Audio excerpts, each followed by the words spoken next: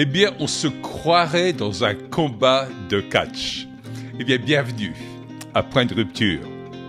Je vous invite à prendre votre café, votre thé, tout ce que vous voulez, et de me rejoindre dans ce Point Rupture de ce mardi 24 juin 2025.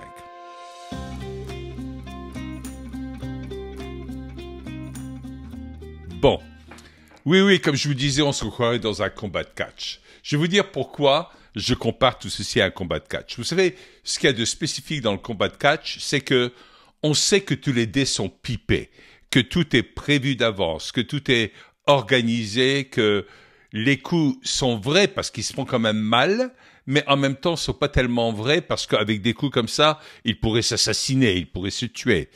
Et donc, quelque part, les coups sont anticipés, c'est-à-dire on communique à l'autre ce qui va se passer. Et pourtant, le catch a un public qui est énorme, les gens regardent comme si c'était vrai. Et on sait que les dés sont pipés, mais on continue à regarder quand même parce qu'on est là pour le spectacle. Eh bien, ce qui s'est passé là entre les États-Unis et l'Iran, et peut-être d'une autre façon un peu démultiplié avec Israël également, ben, c'est comme un combat de catch. Pourquoi? Ben, les États-Unis, sous la gouverne de Trump, ont attaqué l'Iran, ont envoyé les fameux bombardiers B-2, les bombardiers furtifs qu'on ne peut pas déceler par les systèmes habituels d'anti-radar, et ils ont bombardé un endroit spécifique où il était censé avoir toutes les recherches nucléaires iraniennes, plus deux autres endroits avec des missiles Tomahawk et encore un autre endroit avec des plus petits missiles et des drones. Mais en même temps, ils avaient prévenu l'Iran du fait que ça risquait de se passer. Et donc, des gens ont vu des tas de camions venir à ces endroits-là et repartir plusieurs jours avant avec énormément de choses. Alors peut-être qu'il y avait tout le matériel de recherche nucléaire, tout l'uranium enrichi et tout cela qui était dans ces camions. On n'en sait rien, mais de toute façon, il semblerait qu'il n'y a eu aucune mort dans aucun de ces endroits. Donc, quelque part, ça semblait être une frappe stratégique officiellement, qui était significatif. C'est comme si l'Amérique pouvait proclamer qu'elle avait éliminé toutes les recherches nucléaires iraniennes, mais en même temps, l'Iran était au courant assez en avance pour retirer ce qu'ils avaient besoin de retirer, y compris toute la présence humaine pour qu'il n'y ait pas de mort. Alors, après ceci, l'Iran a dit qu'il allait faire des représailles et ils ont prévenu, pas l'Amérique directement, mais indirectement, ils savaient que ça allait venir aux oreilles de l'Amérique, le Qatar. Pourquoi? L'Amérique a des troupes un peu partout au Moyen-Orient. Si on regarde toutes les bases où l'Amérique a des troupes, au Moyen-Orient, ça représente quand même 40 000 personnes, 40 000 personnels militaires au Moyen-Orient, ce qui est énorme. Et là, un des endroits où il y en a le plus, en dehors de l'Irak, etc., c'est le Qatar. Il y a 5 ou 6 bases majeures américaines au Qatar. Alors, le Qatar est très intéressant parce que, dans sa position, le Qatar et le Bahreïn sont juste de l'autre côté du Golfe Persique, c'est-à-dire ils sont très proches de l'Iran. Il suffit de traverser le Golfe. On a déjà parlé de la position du Golfe avec le détroit de Hormuz, qui est juste à la pointe des Émirats arabes unis, et de l'autre côté, c'est l'Iran. Mais quand on rentre dans le Golfe Persique, là, il y a aussi bien Qatar que Bahreïn. Et à Qatar, c'est là où il y avait pas mal de bases américaines. Et c'est vers ces bases américaines, qui sont juste aux alentours de Doha, que l'Iran a lancé sa riposte de missiles. Alors, ce qui était intéressant, c'est que on est presque dans du théâtre, si j'ose dire. On parle de théâtre de guerre, là où ça se passe, mais là, c'était du théâtre.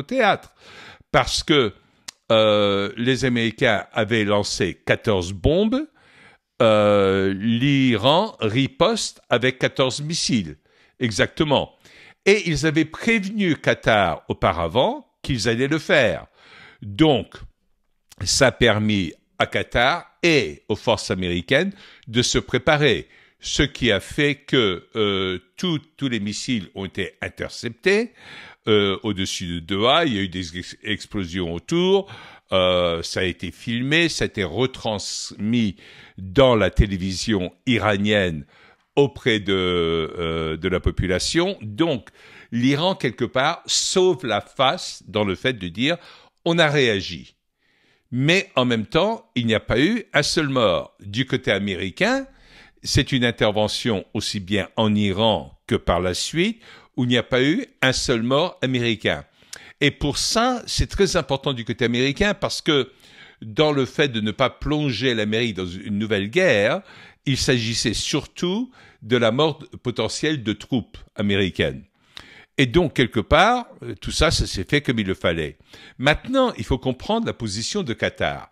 Qatar s'est rapproché beaucoup des États-Unis, a beaucoup de bases américaines à Qatar même, mais Qatar a conservé des relations très privilégiées avec l'Iran. C'est sans doute un des pays arabes dans le Moyen-Orient qui a les relations les plus proches avec l'Iran. Et ça, c'est significatif. Et donc, toute la communication s'est faite par Qatar. Alors, est-ce qu'on peut faire confiance à tout ou pas? Il y a des réactions depuis l'annonce du cessez-le-feu. Je vais revenir sur le cessez-le-feu tout de suite. Comme quoi, CNN, par exemple, dit que un des responsables militaires iraniens a dit que l'Iran n'a jamais donné son accord par rapport au cessez-le-feu. Ceci dit, dans la communication, Trump a utilisé toutes les armes de communication qu'il avait, et je vous ai parlé du fait que de plus en plus, on allait aller vers une guerre de communication. Avant tout, la guerre de communication, très importante, elle est importante à plusieurs niveaux. Pourquoi? Parce que la guerre n'est pas nécessairement une guerre face à d'autres pays dans certaines situations, mais c'est surtout une question de positionnement par rapport à l'intérieur de son propre pays. L'Iran ne pouvait pas perdre la face par rapport à l'Amérique. Donc, ils ont riposté, et la riposte a eu lieu, elle a fait aucun mal à Qatar. Ça a été des dépenses de quelques missiles. Du côté américain, c'était des dépenses quand même assez importantes d'envoyer les B-2 et tout cela, etc. Mais ces dépenses ne sont pas des dépenses humaines. Et donc ça, c'est très important parce que c'était des actes agressifs d'un côté comme de l'autre, mais c'était pas des actes de guerre proprement dit. Et dans le sens où il y a eu mort d'hommes. Et ça, c'est extrêmement important. C'est important pour plusieurs raisons. Premièrement, parce que les Américains communiquent à leur propre population. Comme d'habitude, quand Trump avait décidé de faire ceci au-dessus de l'Iran, selon les sondages, d'un seul coup, son soutien était monté à 73%. Donc, les Américains, par habitude, se rallient derrière le président des États-Unis de cette façon-là, y compris de la part des démocrates où c'était soutenu à 65%, alors que d'habitude, si c'était soutenu à 10% pour n'importe quoi que Trump aurait fait du côté démocrate, ça aurait été énorme déjà. Mais c'est des moments de guerre et donc le peuple se rallie derrière leur président. Je rappelle que pendant la première guerre du Golfe, celle en 1990, juste après l'entrée en guerre par l'Amérique, et qui était à l'époque une guerre, la première guerre jeu vidéo, si j'ose dire, parce que ça se passait à la télé, on regardait ce qui se passait. Je me souviens à l'époque, j'étais avec mon ami Doug Weed, et on disait tiens, on va commander une pizza, puis on va regarder la guerre à la télé. C'était ça. Et puis on voyait les bombes envoyées, les missiles qui éclataient à certains moments. C'était comme si on regardait un jeu vidéo. C'était vraiment comme ça. Et l'Amérique s'est ralliée derrière le président Bush et l'a soutenu à 91%. 91% de l'Amérique soutenait l'intervention américaine au Koweït et ensuite en Irak pendant la première guerre du Golfe en 1990, qui a duré que 2 ou 3 mois, pas plus que ça. Et les militaires américains revenaient en Amérique en tant que grands héros. Ils étaient accueillis dans les aéroports, applaudis, etc. Je sais, moi, j'en ai fait partie des gens qui allaient dans les aéroports pour accueillir les Américains qui rentraient à l'époque. C'est plus tard que j'ai compris, surtout avec la Deuxième Guerre en Irak, que c'était des fausses guerres, des manipulations, et qu'on est en train de manipuler la population. Et surtout après le 11 septembre, déjà qui m'avait mis la puce à l'oreille et qui pour moi était un facteur important de prise de conscience dans la manipulation que l'État américain faisait par rapport à sa propre population. Et donc là, c'était une question de communication. Et donc, Trump a fait un acte de com qui était superbe. Il a élargi son acte de com en disant, ben voilà, on appellera ça la guerre de 12 jours. C'est comme si lui, par ses paroles mêmes, disait que la guerre est terminée. Alors que la guerre officiellement n'est pas terminée entre Israël et l'Iran. Il n'y a qu'un cessez-le-feu et on ne sait même pas encore si l'Iran a véritablement accepté le cessez-le-feu. Même si l'Amérique a dit que l'Iran l'a accepté par le biais de la communication qui s'est passée par le Qatar. Il faut comprendre que dans la réalité, il y a toujours des canaux diplomatiques qui sont actifs entre les pays parce que c'est fondamental, ça évite d'avoir des bêtises de fait. Alors cette histoire de empêcher l'Iran d'avoir un pouvoir nucléaire est très très important. Pourquoi ? Ben, tout simplement parce que l'Iran est un des rares pays indépendants. C'est un pays qui est autonome. C'est un pays qui n'est pas assujetti au pouvoir du dollar. C'est un pays qui n'est pas assujetti à tout le fonctionnement du pétrodollar, aux forces financières, soit FMI, soit autres, qui sont les forces financières occidentales.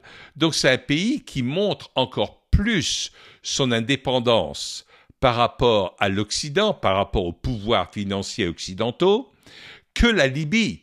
Parce que même si Kadhafi avait avancé énormément dans la création du dinar libyen qu'il voulait étendre à travers toute l'Afrique, qui allait s'appuyer sur l'or et qui allait pouvoir ouvrir toute une économie africaine, et c'est pour ça que pour l'Ouest, Kadhafi était très dangereux et que l'Amérique avait participé à son élimination, même si l'Amérique était seulement le 3e pays impliqué dedans.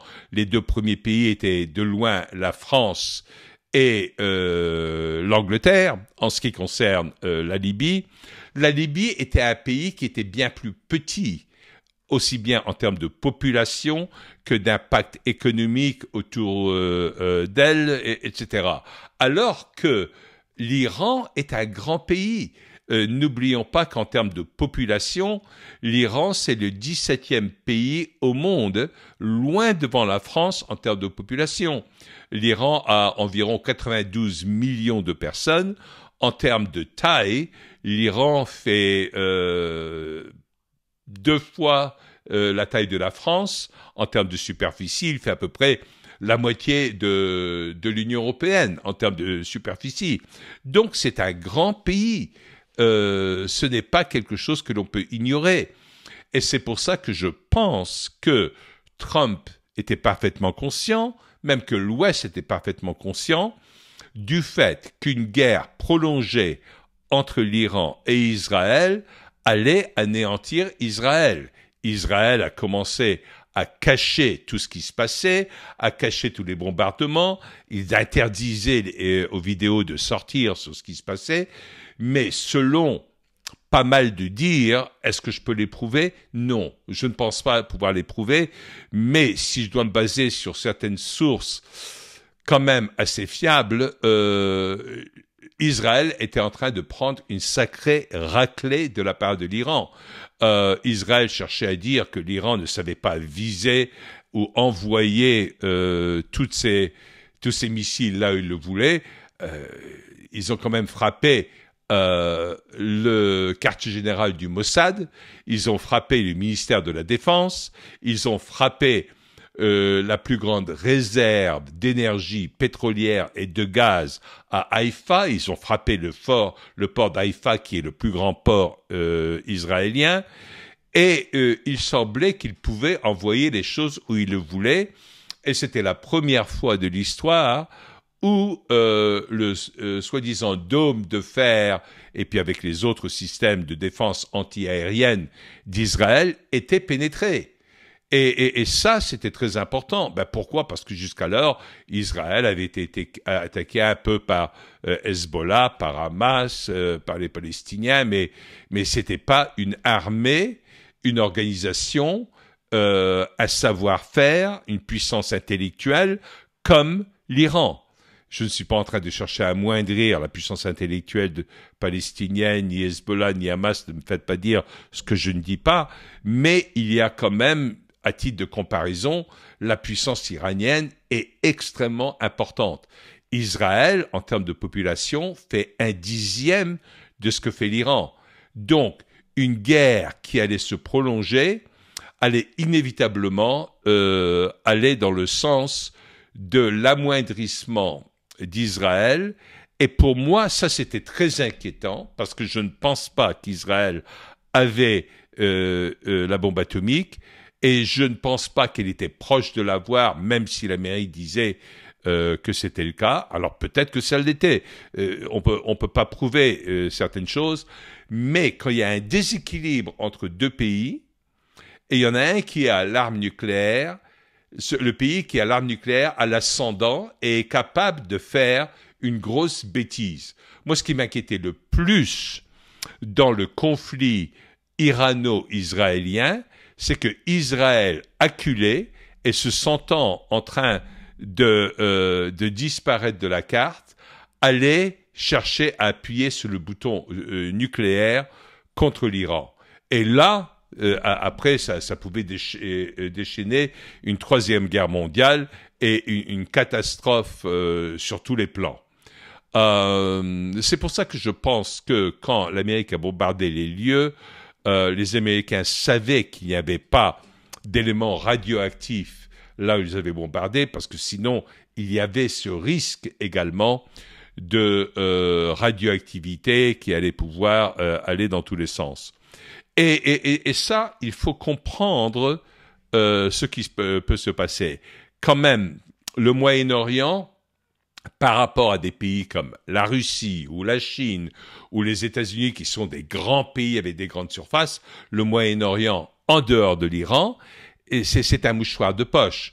L'Arabie Saoudite est un grand pays, d'accord, mais c'est surtout du désert. Il y a 90% de la population de l'Arabie Saoudite qui réside sur 15% des terres tout le long du Golfe, hein. Tout de ce côté-là, pardon, pas le Golfe de l'autre côté, mais plutôt, j'allais dire, du côté de la mer Rouge, où ensuite il y a le détroit du Yémen. Et donc, l'Arabie Saoudite n'est pas comparable sur ce plan-là. Donc, les aspects géographiques sont extrêmement importants. Donc, qu'a voulu faire Trump? Ben, je crois qu'il a voulu poser des conditions par ses actes qui allaient amener l'Iran et Israël à la table des négociations, c'est-à-dire d'un cessez-le-feu d'abord. Est-ce que le cessez-le-feu va durer ou pas? On va voir. La plupart des cessez-le-feu, souvenez-vous, dans l'histoire, ne sont jamais des vrais cessez-le-feu. Il y a toujours des fuites, etc. Donc les jours qui vont suivre vont définir beaucoup de choses. Mais entre-temps, qu'a fait Trump? Ben, il a fait taire toute son opposition. Aussi bien tous les faucons que toutes les colombes. Je parle en anglais. Alors, qu'est-ce qu'on appelle faucon? Qu'est-ce qu'on appelle colombe? Aux États-Unis, on a toujours différencié entre les gens qui voulaient des guerres permanentes pour alimenter le complexe militaire-industriel qui leur permet de retirer de l'argent, etc. Et il y a des gens, aussi bien du côté démocrate que du côté républicain, qui sont des faucons, c'est-à-dire des gens qui veulent la guerre. Les faucons sont ceux qui veulent la guerre et les colombes sont ceux qui ne veulent pas la guerre. Il y a toute une partie de la population qui ensuite est entre les deux et elle fonctionne d'une façon complètement différente dans la perception. Je pense également qu'avec certaines prises de position, et c'était très intéressant de voir tout ceci se développer hier, parce que j'ai regardé en direct une interview du vice-président des États-Unis, J.D. Vance, qui était interviewé par Bret Baier, qui est un type très équilibré, très posé, le seul dans ce style dans les médias américains, même s'il est sur Fox News, mais il a toujours été très équilibré, très posé, il prend pas parti, il pose des bonnes questions. C'est lui qui avait interviewé Kamala Harris, entre autres. C'est un type qui est très bien et on peut se baser toujours sur ce qu'il va dire parce qu'il va pas avancer des choses fausses. On ne le sent pas manipulé de la même façon dont tout le reste des médias est manipulé par des tas d'autres intérêts aux États-Unis de cette façon-là. Et J.D. Vance se retrouve devant Bret Baier et commence à dire ben voilà où on va aller, ce qu'on va faire. Et il était là pour dire qu'on avançait vers un cessez-le-feu. Et d'un seul coup, c'était amusant à voir parce que aussi bien Bret Baier reçoit un message dans son oreillette qui est en train de dire ben Trump vient d'annoncer un cessez-le-feu et il y a quelqu'un d'autre qui amène un téléphone au vice-président J.D. Vance sur lequel il y a un message de Trump disant voilà ce qu'il est en train de dire sur le cessez-le-feu. Donc on a vu tout ceci se réaliser en même temps et Bret Baier pose la question au vice-président J.D. Vance, lui dit mais est-ce que ça vous étonne pas que vous êtes là en train de me parler et que quelque part Trump est en train de prendre une décision unilatérale de cette façon-là. Il dit il faut comprendre le fonctionnement de Donald Trump. Donald Trump n'arrête pas de travailler. Il va pas seulement bétonner et empêcher les choses de se faire, en train de se dire si moi je suis en train de parler à la presse, lui il va arrêter de faire des choses, donc lui il continue. Il n'arrête pas de bosser en permanence. Et donc, c'est un type qui prend des décisions, c'est un type qui sait où il va et dans le sens dans lequel il va. Alors ça m'a beaucoup encouragé parce que J.D. Vance est encore plus en apparence, je dis en apparence, opposé à l'État profond que Trump. Il est encore plus en apparence de nouveau opposé à l'influence sioniste au sein du gouvernement américain que Donald Trump. Mais Donald Trump est un type qui est un négociateur il y a personne qui lui ressemble sur ce plan-là. Il sait prendre des décisions, il sait faire des choses que personne d'autre ne sait faire. Et moi, je pense que dans des tas de positions qu'il a prises à ce moment-là, ça a permis à Trump de voir les réactions de pas mal de gens qui sont même dans ce gouvernement, mais qui sont des taupes de l'État profond, des taupes des intérêts maléfiques, j'allais dire, au sein de ce gouvernement, parce que on les élimine pas d'une façon immédiate. Il y a encore des gens qui sont là dans l'État profond, qui remontent à la présidence, même pas de Biden, même pas de la première présidence de Trump, mais de la présidence de Obama. Et donc, ça lui permet de voir les réactions de pas mal de gens pour déceler qui vont être les taupes. Et à mon avis, il va y avoir un nettoyage du gouvernement de cette façon-là, de nouveau. Donc, dans sa communication, c'était de la provocation. Ça semblait de la provocation envers l'Iran, mais c'était de la provocation également envers Israël, mais également à l'intérieur du pays même pour déceler toutes les taupes qu'il y avait. Ce qu'il a réussi à faire, c'est qu'à partir du moment où il a dit on a éliminé toute la préoccupation d'un potentiel nucléaire iranien, ça veut dire que il enlève le casus belli, la cause de guerre derrière laquelle se cachait Netanyahou. Je dis pas même pas Israël, je dis Netanyahou. Bien sûr, Netanyahou représente Israël dans ce cas-là, mais Netanyahou, pour ses propres besoins électoraux et de soutien du peuple, il avait besoin de la guerre, il a besoin de continuer. Donc il fallait qu'il fasse appel à ce danger nucléaire, et il n'a jamais arrêté de faire tout ceci. Il y a plus de 20 ans, il parlait de la même façon en ce qui concernait l'Irak, il y a plus de 20 ans, je dis bien, parce que c'était tout de suite après le 11 septembre 2001, en 2002, Netanyahou était le premier à dire l'Irak est en train de préparer une arme nucléaire. Il parlait d'armes nucléaires en Irak déjà, à l'époque. Il n'a jamais arrêté de dire que dans quelques mois, quelques semaines, un pays allait avoir une arme nucléaire et que ça représentait un danger existentiel pour l'Israël. Et c'est pour ça qu'il considérait qu'il avait besoin de réagir de cette façon-là. C'est de la com'. C'est ce que je vous disais il y a un certain temps. La plupart du temps, les guerres, c'est de la com'. Malheureusement, il y a beaucoup de gens qui meurent à cause de la com'. Mais pour ces gens-là, c'est de la com', c'est un jeu d'échecs, c'est tout ce que vous voulez de cette façon-là. Mais sur ce plan-là, Trump est très très fort en com'. Aujourd'hui, il a enlevé la cause de guerre à Israël. On va voir si Israël va respecter le cessez-le-feu. Mais ça va permettre à Trump d'officiellement faire pression sur Israël pour que Israël n'agisse pas.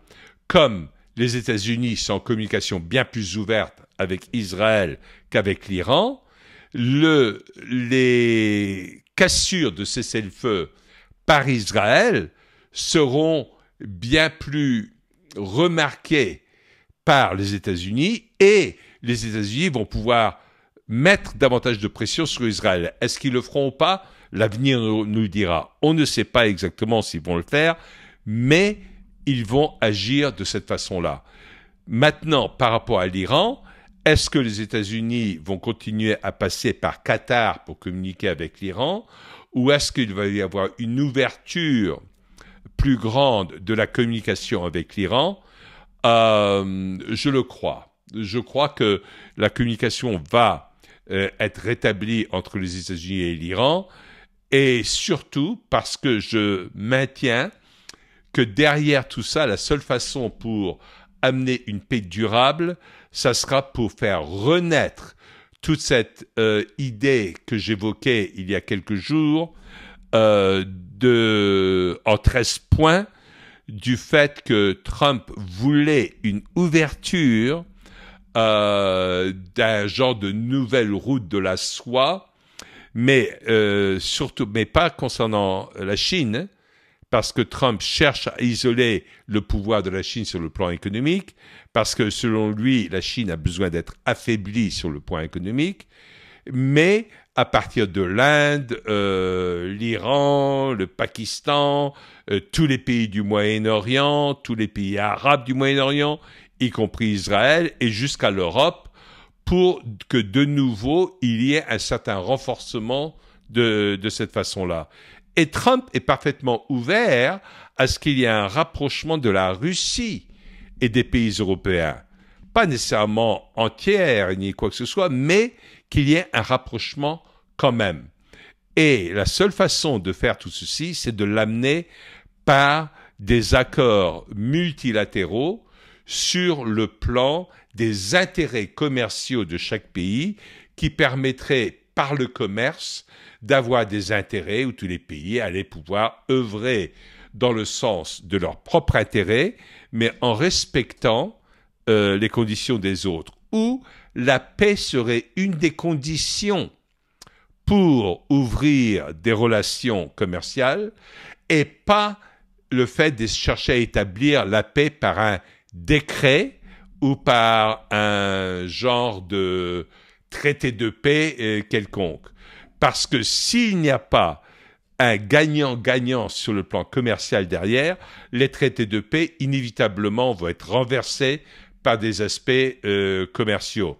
Souvenez-vous du traité de Versailles en 1918, qui, le 11 novembre 1918, a amené à Versailles la signature dans un train en allant vers Versailles, la fin de la guerre avec l'Allemagne.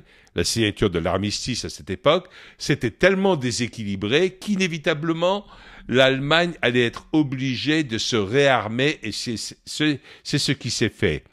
Trump, je crois, qui connaît l'histoire nettement mieux que la plupart des gens ne le pensent, a cherché à œuvrer dans le sens où il comprend qu'il faut qu'il y ait des intérêts économiques qui dirigent quelque chose vers une paix bien plus durable.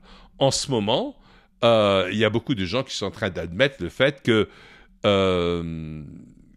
que Trump apparaît comme le président de la paix, même s'il a bombardé l'Iran. Mais comme il n'y a pas eu de mort, il n'y a pas eu de dégâts. Et dans la réponse iranienne, il n'y a pas eu de mort, donc il n'y a pas eu de dégâts.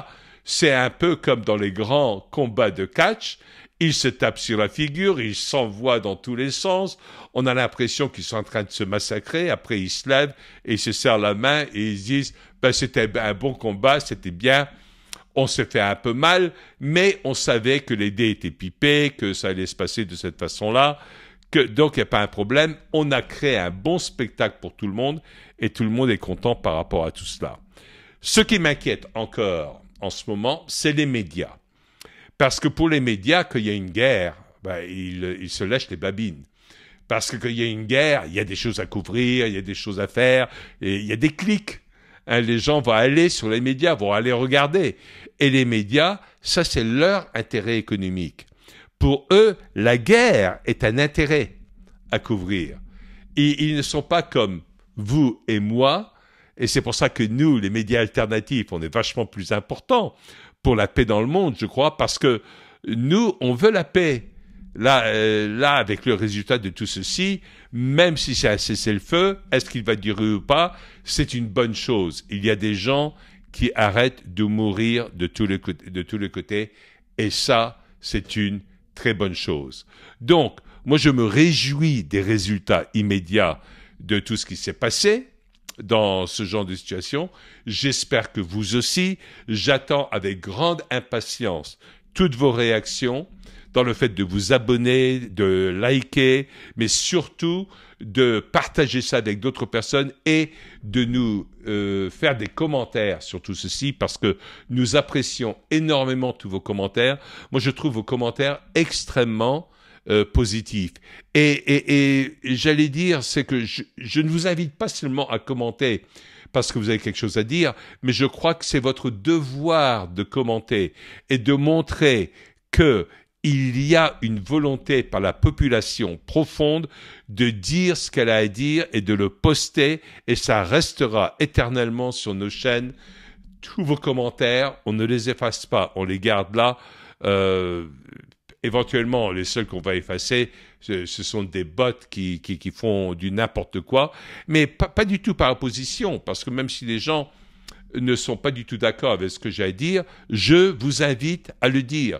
Donc, laissez des commentaires tels que vous voyez les choses. Ça nous encourage à continuer ce travail qui, à mon avis, est très important de vous amener les informations d'une toute autre façon.